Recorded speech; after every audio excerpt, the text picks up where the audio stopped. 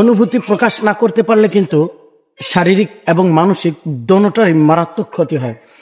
অনুভূতি প্রকাশ করতে না পারলে বাচ্চারা হোক বড়রা হোক, তো বাচ্চাদের অনুভূতি প্রকাশের নিয়ে কথা বলবো।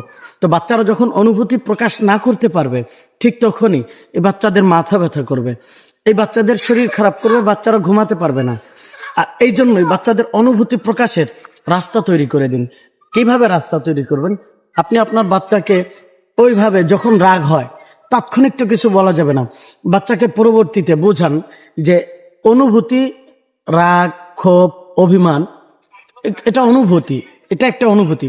এই অনুভূতিটা প্রকাশ করার জন্য আপনাকে আপনার বাচ্চাকে যেই সিচুয়েশনটা ধরাই দিতে হবে আপনাকে, সেটা হলো হাদিসের মধ্যে আল্লাহ রাসূল সাল্লাল্লাহু আলাইহি ওয়াসাল্লাম বলেছেন, যদি কখনো রাগ হয়, তুমি দাঁড়িয়ে আছো বসে পড়ো, বসে আছো শুয়ে পড়ো, স্থানটা পরিবর্তন করো, প্রয়োজনে অজু করে আসো।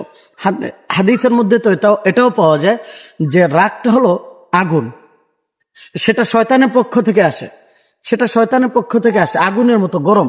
আর যখন তুমি অজু করে আসবে তখন তোমার রাগটা ঠান্ডা হয়ে যাবে।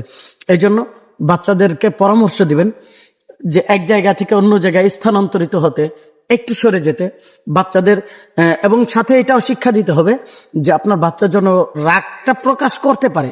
হ্যাঁ, প্রকাশ করার ভাষাটা একটা হলো কর্কশ ভাষা, গরম ভাষা, আর একটা হলো সাবলীল, স্বাভাবিক ভাষা। তার মনের কথাগুলো শুনতে হবে। তার মনের কথাগুলো যদি বলতে না দেন, সে অনুভূতি যদি প্রকাশ করতে না পারে, সে কিন্তু নিজেকে আর বিকাশ করতে পারবে না। এতে বাচ্চার সামনে ভবিষ্যৎ ক্ষতি হবে। এই বিষয়টা মাথায় রেখে সামনে কাজ করবেন ইনশাআল্লাহ। ভিডিওটা উপকারী মনে হলে একটু শেয়ার করে সবাইকে দেখার সুযোগ করে দিবেন।